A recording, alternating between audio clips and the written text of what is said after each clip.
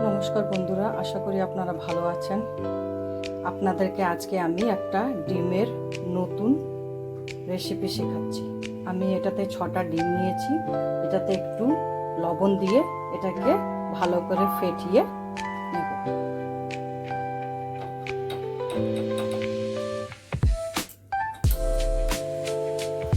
ডিম আমাদের ফেটানো হয়ে গেছে। এটার জন্য আমাদের একটা স্টিলের টিফিন কৌটো লাগবে, যেটাতে সর্ষের তেল নিয়ে এটা ভালো করে সর্ষের তেলটা এর গায়ের মধ্যে মাখিয়ে নিতে হবে। এরপরে এই ডিম ফেটানোটা এটার মধ্যে দিয়ে দিতে হবে। আমি আগের থেকে গ্যাসে জল বসিয়েছি। এই ডিমটাকে ভালো করে ঢাকা দিয়ে স্টিম করব। কিছুক্ষণ 15 মিনিট পর্যন্ত স্টিম করব, তাহলেই হয়ে যাবে। দেখুন, আমি টিফিন কৌটোটা জলের মধ্যে বসিয়ে দিয়েছি। জলের মধ্যে একটা স্ট্যান্ড দিয়েছি আর বসিয়েছি। এবার এটা ঢাকা দিয়ে রেখে দেবো 15 মিনিট পর্যন্ত লো ফ্লেমে।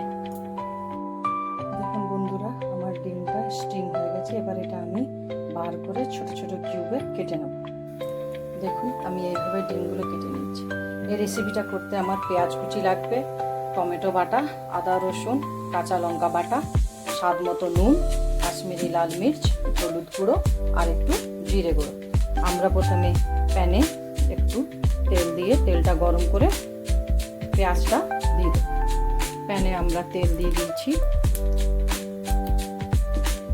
তেলে সামান্য চা জিরে ফোড়ন দিয়ে দেবো। এরপরে আমরা পেঁয়াজটা দিয়ে দেবো। পেঁয়াজটা একটু লাল করে ভেজে নেব। পেঁয়াজ আমাদের লাল করে ভাজা হয়ে গেছে। এরপর আমরা টমেটো বাটাটা নিব।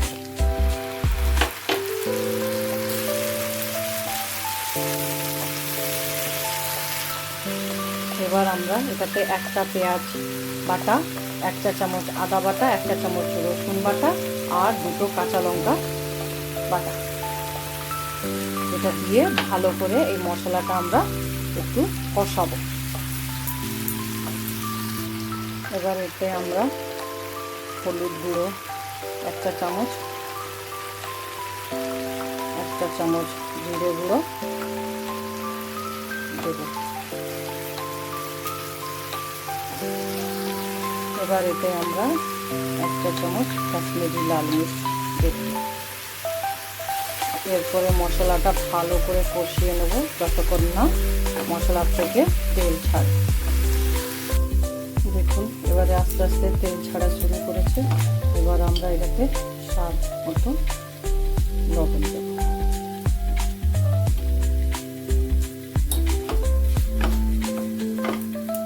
আর একটু মশলাটা কষে যাক ভালো করে। দেখুন, আর একটু তেল ছেড়ে দেবে, তখন আমরা এটাতে সামান্য জল দেব।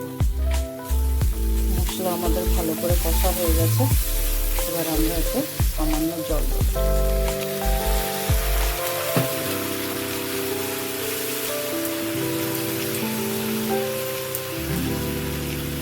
যদি কেউ ঝোল খেতে ভালোবাসেন তাহলে আর একটু জল দিতে পারেন। আর যদি একটু শুকনো শুকনো খান তো বেশি জল দেওয়ার দরকার নেই। এরপরে যে ডিমের কিউবগুলো আমরা বানিয়েছিলাম এগুলো আস্তে আস্তে এটাতে দিয়ে দেব।